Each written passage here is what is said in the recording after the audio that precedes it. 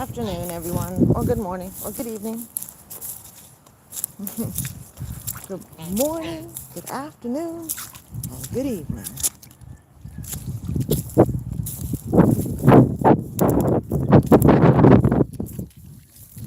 I know, Bird. I know you're protective. I know you're on guard. Your egg is safe. Layla's egg is safe in the coop still. You're okay. You're okay, buddy. You're okay. Yes. Bert's being the bestest big boy. He's being the bestest daddy. He's being real protective of his girls. This is not bad behavior. This is exactly what a gander is supposed to do. Okay? This is completely natural. It doesn't matter whether or not I hand raised him or how tame he is during regular season. When it's breeding season, the boys are going to get more protective, more on edge.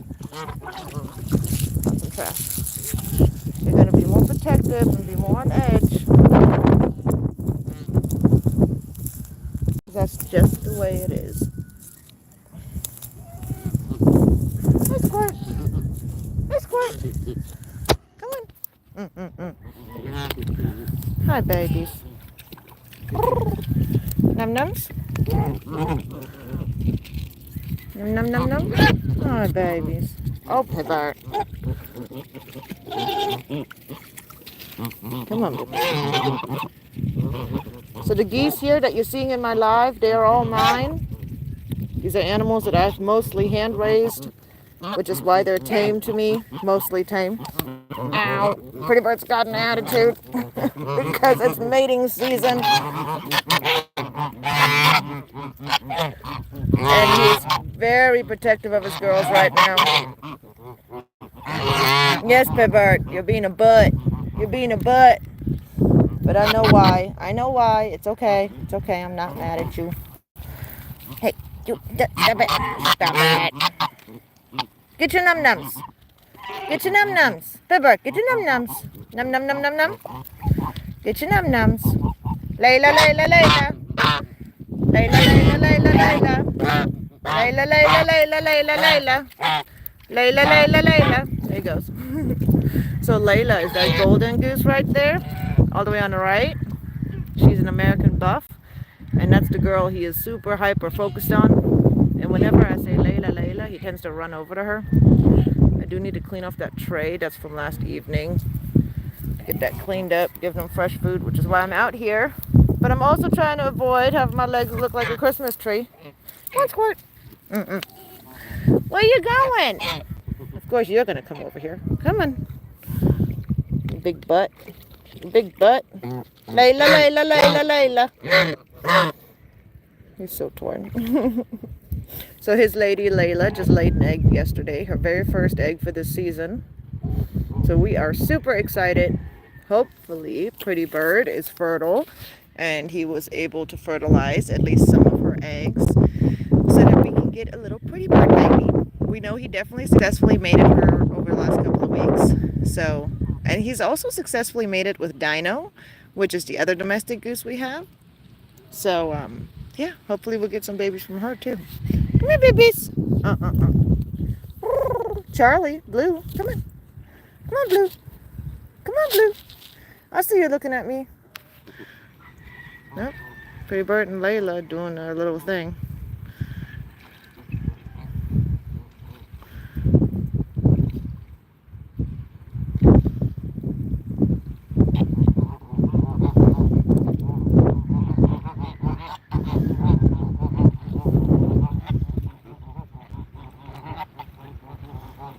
Bird's trying to get on her. Come on, buddy. Do it right.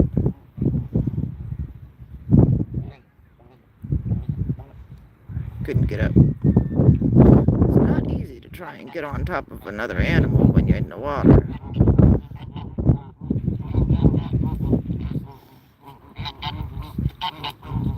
He's getting there. He's getting there. There he goes. Now watch, and he'll exclaim once he successfully mates her. There'll be a celebration on his part. Watch. See?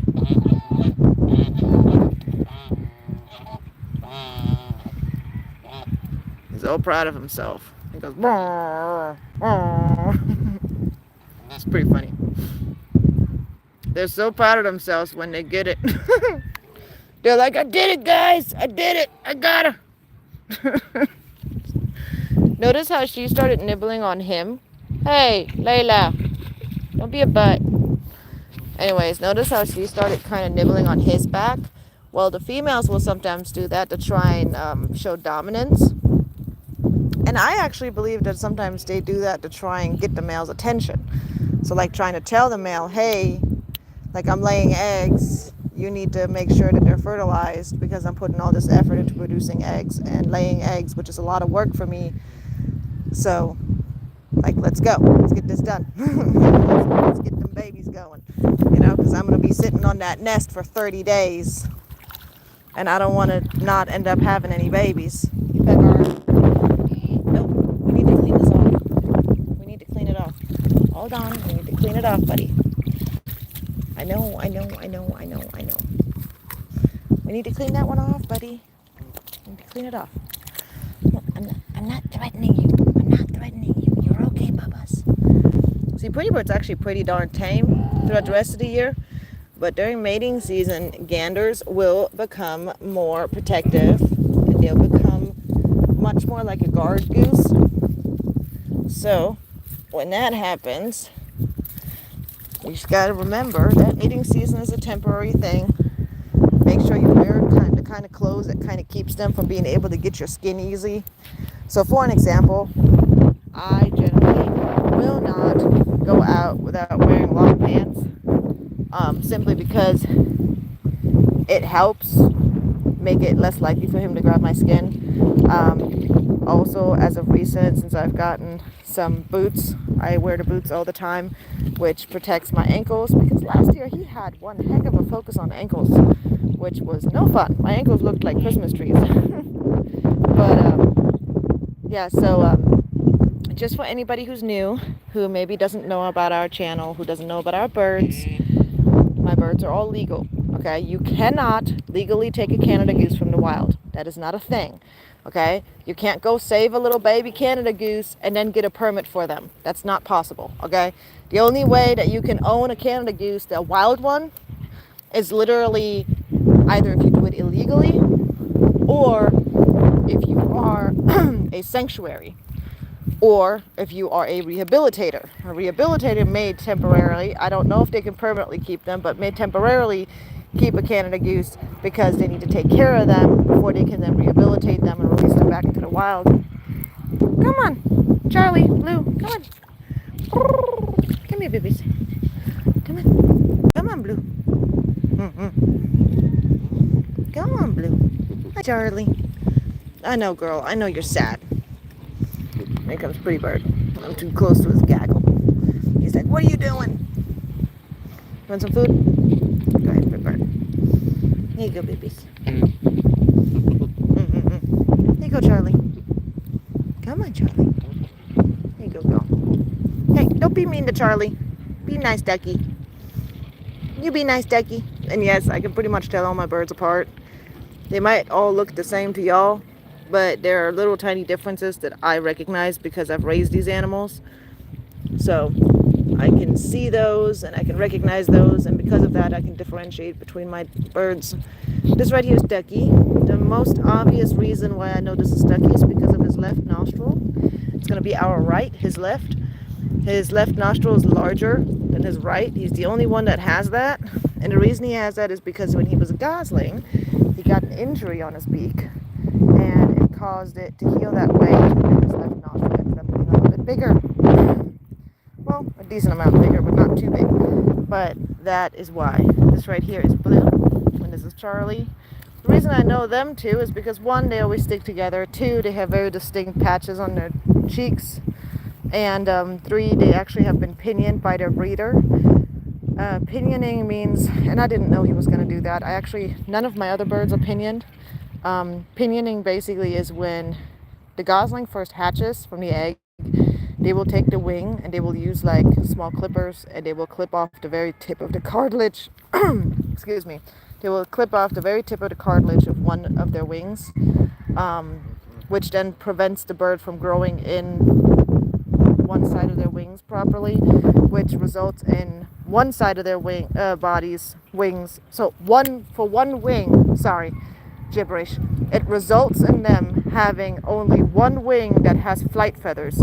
The side where the tip has been clipped off never grows any flight feathers because basically the roots for where those flight feathers would have grown out of was clipped away when they were tiny.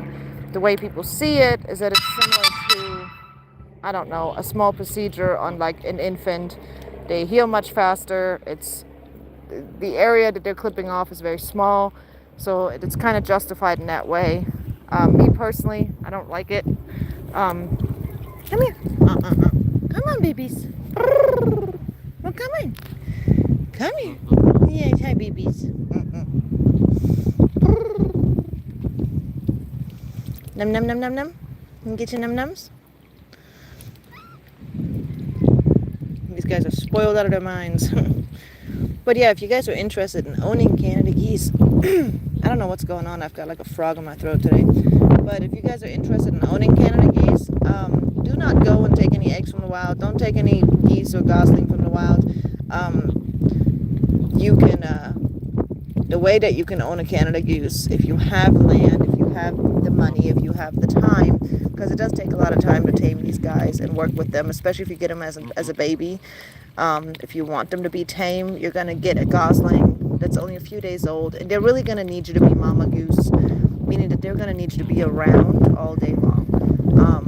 Like pretty much 24 hours a day, they're going to want to be with you. And every time you leave them by themselves, they're going to be terrified and they're going to think that they're going to die. So they're going to deal with major anxiety every time they're left by themselves. But in exchange for about 4 to 8 weeks of sacrificing your time to be with them, which by the way is not really that big of a sacrifice because they're adorable and they're sweet and they stay with you and they follow you everywhere. But in exchange of that, you can have up to, if not more than 20 years of an animal that will be tame to you, loyal to you, remember you, respond to you, and basically be your bestie, be your best buddy. Geese are very smart. When they imprint for life. They recognize you forever. This is also one of the reasons why some geese will appear to be strangely obsessed with a random person at a pond. Like you might have a pond or a lake somewhere nearby, and sometimes there are domestic geese or even wild geese, like a random domestic goose or wild goose. By domestic goose, I mean geese that normally are farm geese, but it have been basically abandoned in the wild, which is a common occurrence for some people. For some reason, people think that there's no difference. For some reason, people think that there's a big difference between abandoning a dog or abandoning a bird, which there really is no difference. Both of these animals have been domesticated. Both of these animals have been made to be dependent on humans. Therefore, it really doesn't make any sense why people think that somehow a bird is going to have an easier time surviving in the wild than a dog will. That thousands of years of domesticating them has made them dependent on us. The end. Even just a few months of domesticating them from baby on to adult. If you don't have the training and the knowledge to know how to properly raise a wild animal and how to properly release it and have it know exactly how to survive in the wild because you've had the training to do so, if you don't have that, chances of an animal surviving after hand raising it by the average human without that training, that animal, chances are it's not going to survive. It's not going to live long, and most likely it's going to die a horrible death fairly quickly.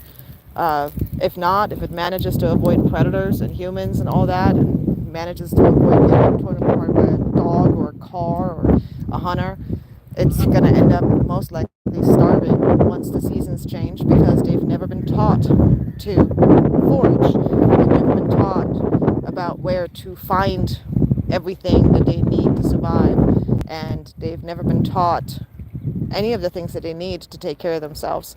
And in many cases, these animals, like for Canada geese, for example, they are flock animals. They are animals that are supposed to live in a large gaggle. A gaggle is what you call a Canada goose flock. Like a goose flock is called a gaggle. And these animals are family animals. These are animals that live in families. They live with other animals of their own breed or of their own species.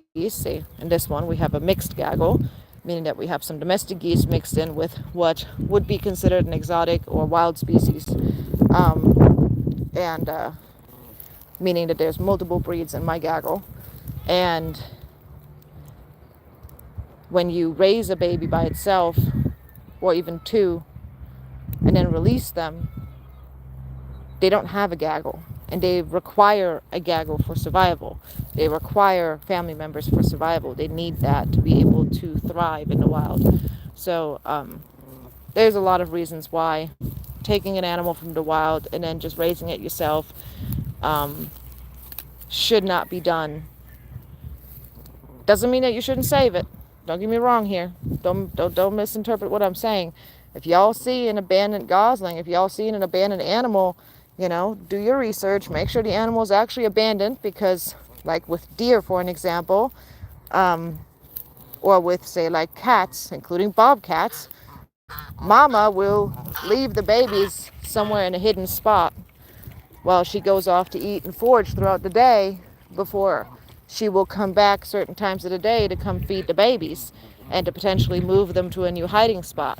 But them babies are left behind on purpose, intentionally, and they're left in a hidden spot. And sometimes we find them accidentally, and sometimes people think that they're abandoned. And then they take, say, like a little deer out of the wild, and they bring it into a rehabber or take it home. And they don't realize that in reality, this animal was not abandoned. It was not alone, in the sense of like that it didn't have anybody taking care of it.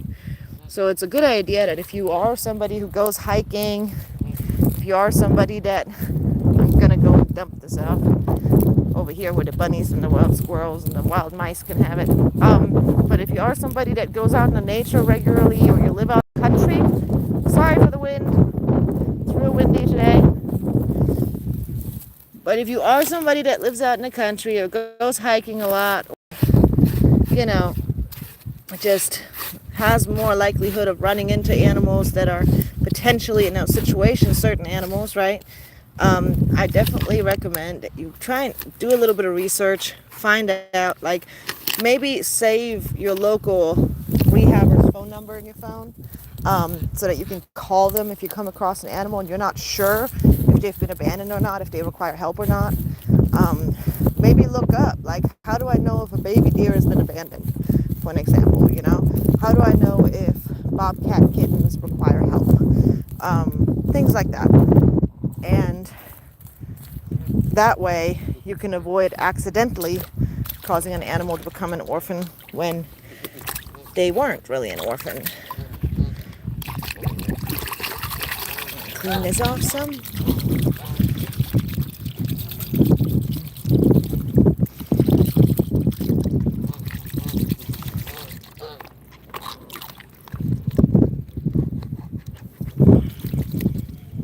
Anyways, now with Canada geese and a lot of other exotic animals, if you plan to own one of those, there's a few things you need to look into. First thing you're going to want to do is you're going to want to check your local state law, and you're going to want to check, if you're in the U.S., your federal law, because there are some variants between the different states on what is required to be allowed to keep, say, for an example, Canada goose. Generally, the base law is that you need to, like the federal part of the law, is that you need to have a document that proves that you acquired this animal from a legal breeder, somebody who has the paperwork and has the permit to not only own, because these are separate things, not only own the animal, but also breed and sell the babies from this animal. So for me, for an example, when it comes to purebred Canada geese, I am legally allowed to own them. Each individual bird has their, like each individual bird, or each time I made a purchase, meaning that 5 of my Canada geese came in one purchase. Because of that, there's one document for those 5, but the number of the birds, breed of the birds, the species of the animal, and in many cases the gender of the animals are all documented on a document that I have to have ready and accessible, so that if a warden were to come to my property and be like, hey, why are you putting these what appear to be potentially wild animals in your barn? Why are they putting them in a coop? Why are you locking them up? Why are you feeding them? Why are their wings trimmed? Like, why do you own them when you can't own the wild ones? I can pull out that document and I can prove to them that I have a document, basically something like a permit, that allows me to legally own these particular animals, this number of animals, this particular breed. The next step would be you make sure that you understand what the requirements are in your state. So that's the federal part. The federal part is that you have, which is kind of almost like it's basically a permit. It's not really legally considered a permit, but it gives you permission. It permits you to own them, okay? And it's something that you get from the breeder, and that's the basic part of it. But then you also need to think about your state. So in your state, you might have different laws. Some states require additional paperwork or documentation just for simply owning them. And it's our responsibility to know this. Ignorance does not protect us from the law. So it's important to do research. Once you have that in place and you have made sure that you have the right conditions to own these animals, that you have, the money to afford to purchase them or whatever, that you have the environment that's okay for them and all of that, and that your state allows you to own this particular animal, then you want to make sure that you find yourself a legal breeder. It's very important to do your research on that and make sure that you find yourself a legal breeder. Again, it is our responsibility as the person who wants to purchase the bird or this animal to make sure that we find a legal source for this animal. Just because the animal itself may be legal does not mean that the source doesn't matter. It does matter a lot. So you're going to want to make sure you find yourself a legal breeder and all of that. Also, I always tell people it's really important to do your research. As you can see, during breeding season, Pretty Bird, my gander I've had for this April, it will have been 5 years that I've owned him. And I've raised him from scratch. I've raised him from scratch. And with Pretty Bird, he was tame for several of those years, and he is still very tame throughout the year. But whenever breeding season hits, he gets very territorial. He becomes very protective of his gals. He becomes very protective of his entire gaggle. And that's just normal and natural for them. And it's important that we understand that when we own these animals, because there's no point in getting mad at them for doing something that they biologically, instinctively are supposed to do. What he's doing literally just means that he's being a good gander. He's being a good mate. He's being a good goose. Like, he's doing exactly what he's supposed to do. And it's not right for us to get upset with them for that. Hey guys, I'd love your opinion. What kind of eggs do you guys think those are? Let's see if I can give you guys a better image of them.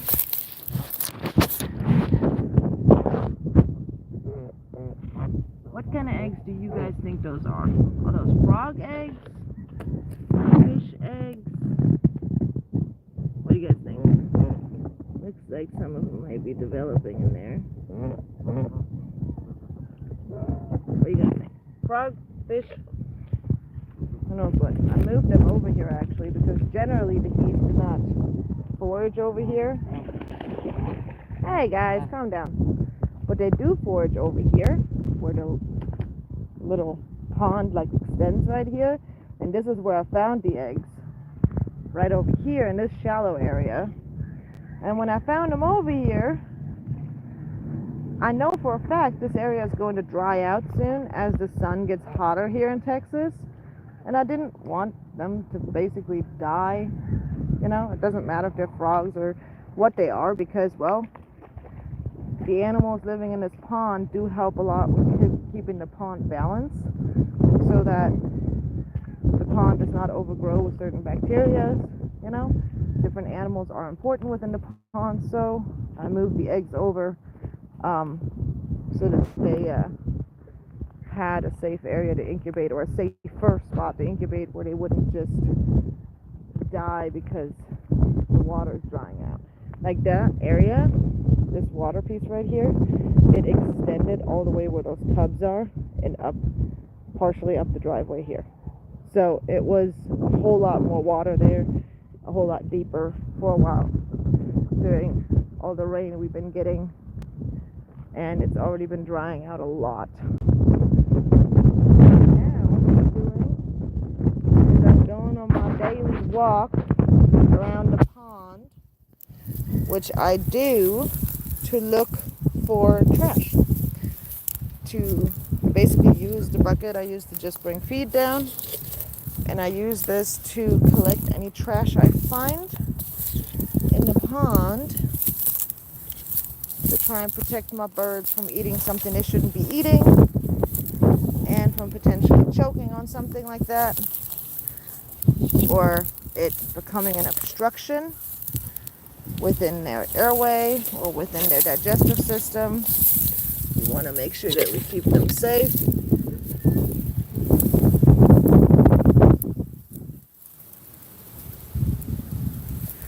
Delete buggles. Some sort of paper for a second. Anyway, so I checked around the edge of the pond because the geese do dislodge stuff as they forage the ground of the pond, like inside the floor of the pond, the ground, I don't know.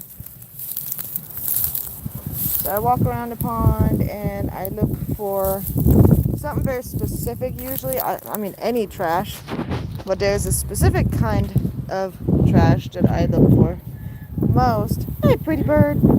See, and they come over. They come to hang out with me. Because like I said, I raised them up. So in a way, I'm part of their gaggle, and they're curious what I do. They want to know why. And Pretty Bird wants to tell me that he's boss. And I'm not grabbing his neck. I'm just holding him back because I don't want him to bite my legs. Because even though he's not biting super hard, it's still it's a good bite, and he's nipping, and it does hurt. Hi, Pretty Bird. Hi, Layla. Layla. No leg biting. No leg biting.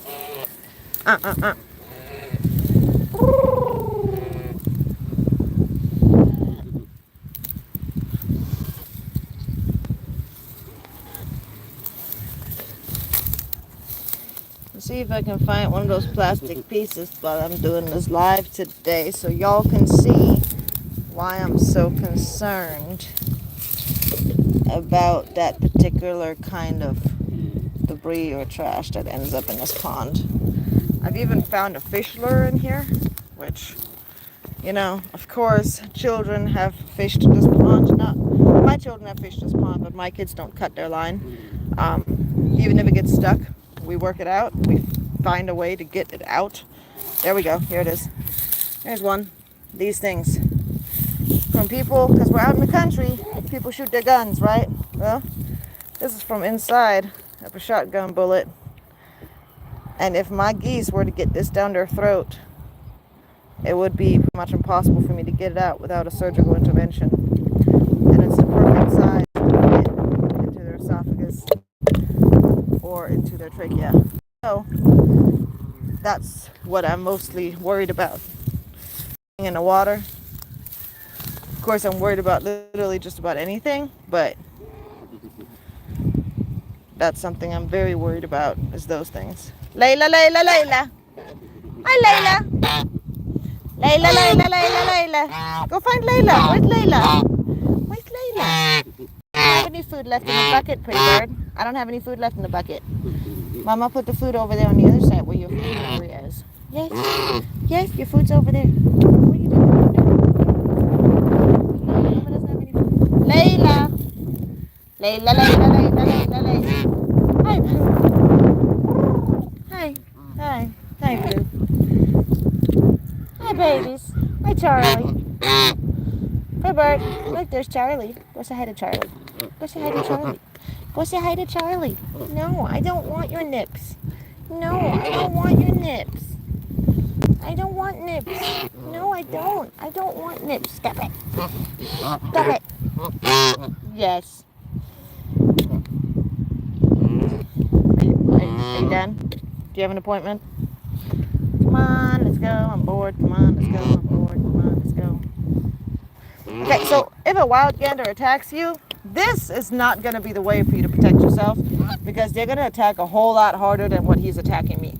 Okay, this right here is just him saying, like, I'm the boss. Don't even think about messing with my gaggle. I'm the leader. I expect you to not do certain things. If you do it, I will punish you. I'm dominant, blah, blah, blah. And I'm willing to do whatever I have to do to protect my girls. Like, he's just asserting his dominance basically with me right now and saying, hey, this is my territory. Don't try and take it from me, and all those things, right? If you got a wild gander attacking you, don't do this. If you got a wild gander attacking you, try to get away. But I would recommend that you go backwards. Go backwards. Walk away like this. Okay? He's going to keep coming for you. As he keeps coming for you, if he won't stop and he comes at you like this, you go and you wrap up your hand and you grab them right here underneath their head. You're not grabbing hard. You're grabbing just like you would grab a toddler's wrist who's throwing a tantrum. Okay?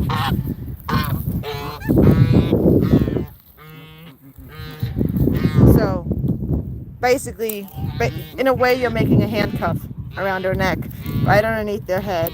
The chances of them biting you can become significantly less. Now, they might still be able to get you and bite you, but here's the part that a lot of people don't realize. It is not a goose bite that you need to be scared of. It's not the goose bite that needs to be your concern. Your concern needs to be their wings, okay? The gander will literally punch you with his wings. Ganders have spurs. They're not, well, depending on the breed, most breeds do not have spurs in the sense of like a rooster where they have an actual claw. There are some that do actually have a spur on their wing, but they have these spurs on their wings. I'm going to try to show them to you, which make it so that when they hit you, it hurts. So their wing, right there, you see that little bump there? See that bump right there? That's a spur. He uses that to hit you with it. And them wings are powerful, guys. The best explanation I have for a wild gander, a nice big wild gander, is it's gonna feel like somebody's punching you. Okay? And they can break some bones. So, don't be so worried about that bite. When you hold them underneath the head and you keep them at arm's length from you, you're keeping them from being able to hit you with that part of their wing, which will help you not get bruised up or hurt really badly. The bites, they're gonna suck, but they're not as bad. Trust me.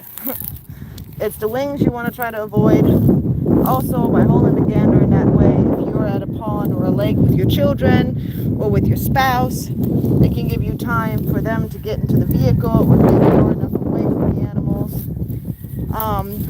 I also always tell people, please do not mess with their babies. If you mess with their nests, their eggs, the goslings, you are basically asking for it. These animals are highly protective of their families. It's literally the job of the gander to keep his wife, which is literally what she is to him, his wife safe. They're significantly more loyal towards their spouse than humans are, in average. But because they do mate for life, they take it very serious. And yeah, it's really important for them to keep their family safe. And they will do everything in their power to remove whatever they consider to be a threat.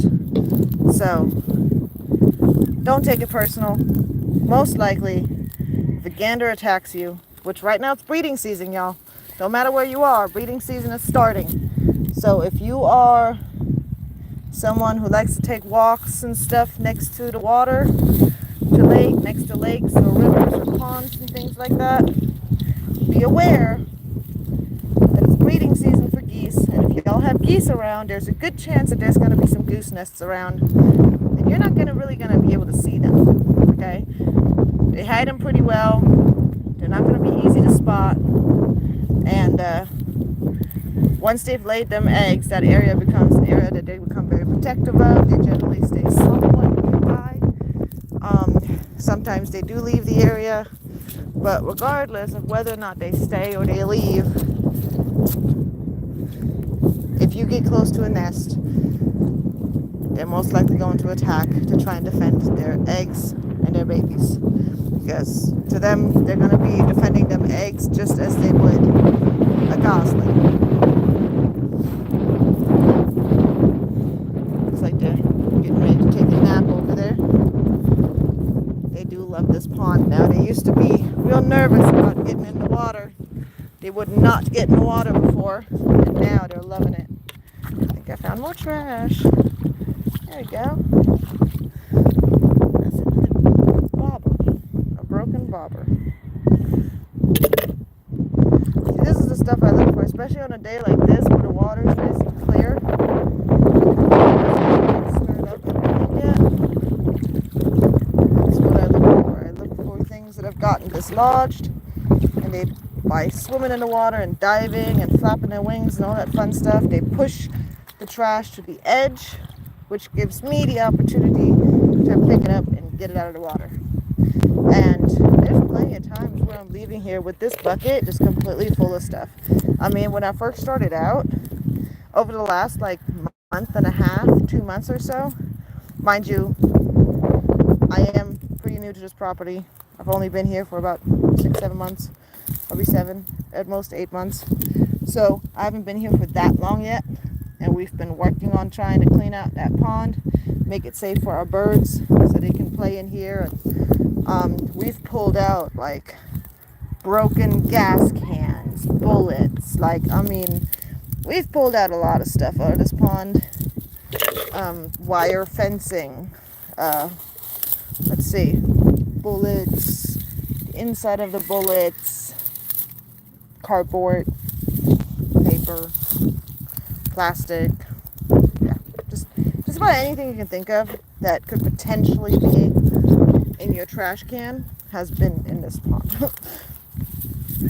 But yeah, any debris outside that gets blown around. And then of course there's been other people who have owned this property and other people who've lived on this property or rented this property prior to us, and not everybody cleans up after themselves. Not everybody thinks about how, not cleaning up your bullets might affect the wildlife around you. Not everybody thinks about how, birds that go foraging in the water can actually get lead poisoning or metal poisoning from foraging where there's some, metal down on the bottom of the lake or pond where they put their beaks to eat. And then they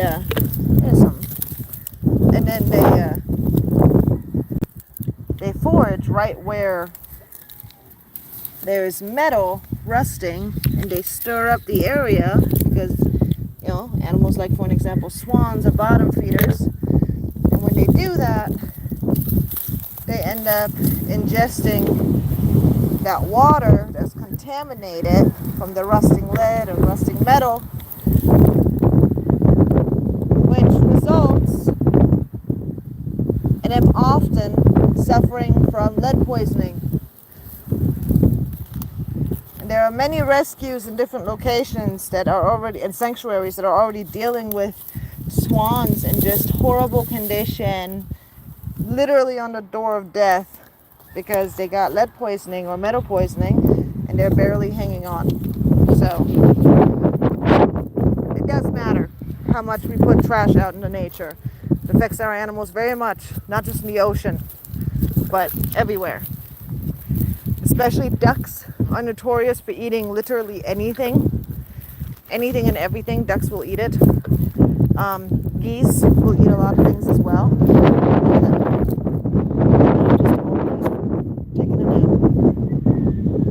There's one last thing I want to tell you all about before I get off here, which is that it's spring and geese are nesting. Okay, they're building nests. They're starting to lay eggs. And I want to explain something to you guys that I think is very important, because this is often a big mistake people make.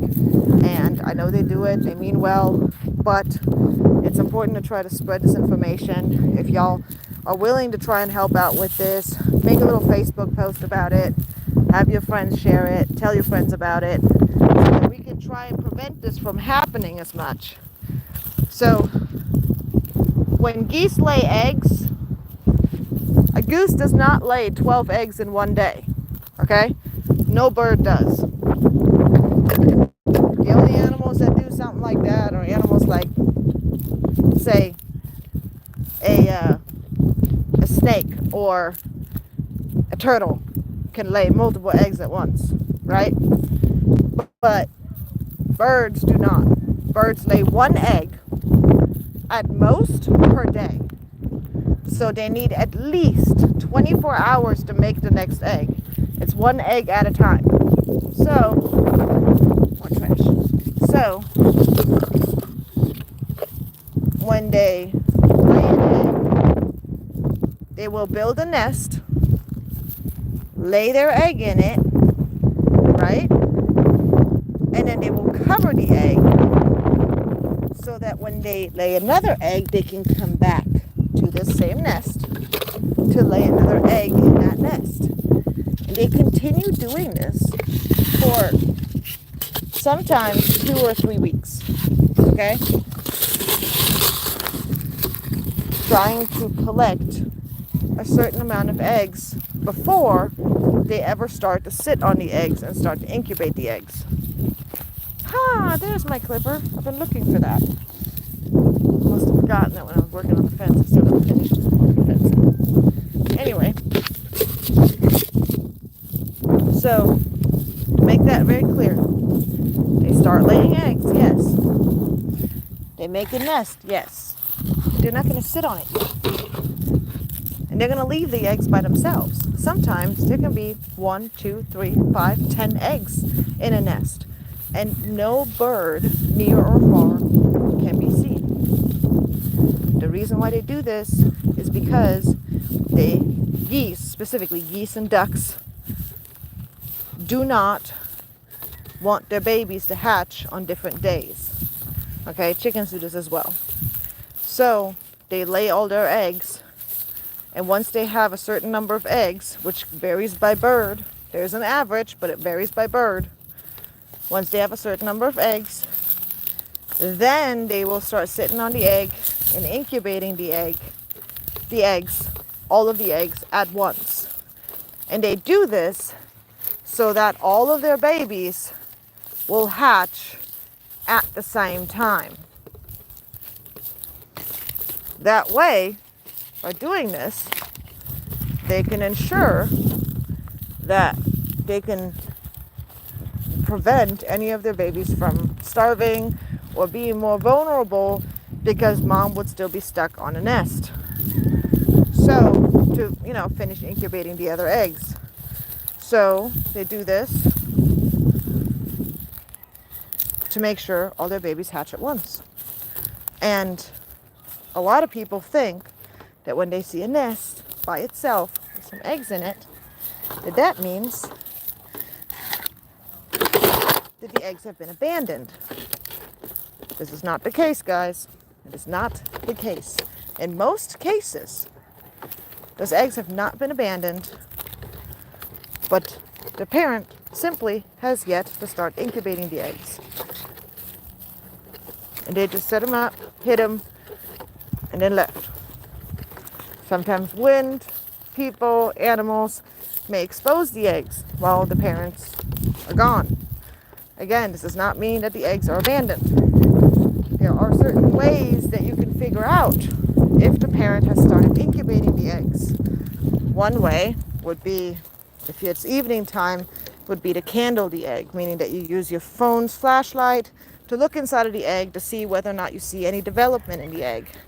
Development would be the entire inside of the egg is super, super dark inside, or you can see a little embryo moving around.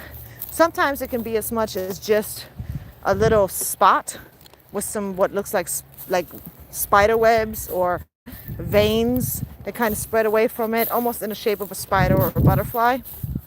And you guys can look this up. What does it look like when you candle an egg, or candling an egg throughout development? It doesn't matter if it's a chicken egg, a goose egg, a duck egg. They all look very similar to each other. It's almost identical the way they look, especially during the beginning time. So you can pretty much figure that thing out that way. Another way you can figure it out is normally, this is not always, but generally, geese will pluck their feathers they will pluck they will pluck a bunch of feathers from their chest to put them inside the nest, all around the eggs, so that while they're sitting on the eggs, it helps them maintain the temperature, the proper temperature, more easier. Those feathers within the nest actually help insulate the eggs. And then sometimes, well, not sometimes, but every day, the animals will get up from their nest, cover the eggs.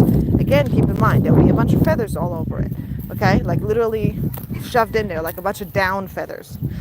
And they'll be leaving the eggs for usually somewhere between 10 and 30 minutes. It could be up to an hour, once a day, so they can go eat and drink something real quick before the mom then returns to the nest to continue incubating them. And they continue to do this for, like, depending on the bird, somewhere around 30 days. But like I said, it's important to know that if there aren't a bunch of feathers there, there's a good chance mom's still laying eggs. She hasn't abandoned the eggs. They're coming back. Don't just take the eggs, because in those cases, you're basically abducting the eggs. You're not actually helping. Anyways, I hope that clears some things up. But the number one thing, in my opinion, that you should always do is, if you find a situation where you think an animal is in need, stay in that location. If you need to get a hold of the baby, if you're able to, if there's like an orphaned baby or an injured bird and you can get a hold of them, sure, get a hold of them, secure them, but immediately contact a rehabber, send them pictures, send them a video, ask them, does this animal require help? If you're not 100% sure whether or not they require help, call a rehabber, call a warden, contact someone that is a professional. If you can't reach anyone, Google is literally at your fingertips. Look it up. How do I know if I don't know, a nest has been abandoned? How do I know if a goose nest has been abandoned? How do I know if, I don't know, a deer baby has been abandoned? How do I know if a bobcat kitten has been abandoned? Like, there are ways for us to find out whether or not it's the right thing to do is for us to take the animal with us and remove them from where the parent may have actually left them intentionally. By doing that, we can prevent overwhelming the rescuers and rehabbers and the sanctuaries, because they do end up with a lot of eggs and a lot of orphans that weren't technically orphans, that weren't actually abandoned, but someone thought they were, and they didn't know that they weren't. And so they brought them in, and now in many cases they can't always be returned. Also, just because your kid ran up to a baby deer and touched them, don't think you have to take that animal home now.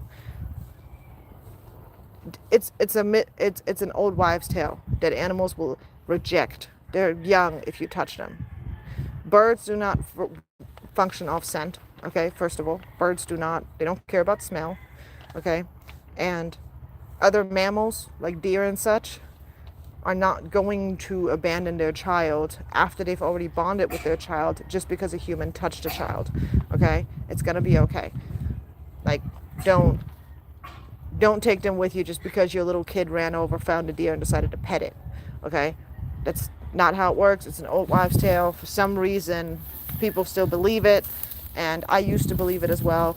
It's not a fact. It's something that used to be told to children to prevent them from bringing home animals and from taking away baby animals and bring them to their homes.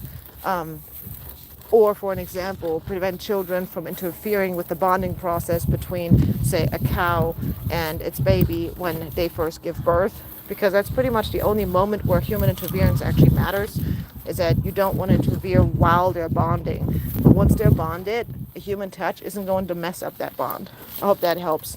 Anyways, that's going to be all for today. I'm going to get off here and go take care of my chores. I hope you guys enjoyed seeing the goosies, and I'll see you guys next time. Bye.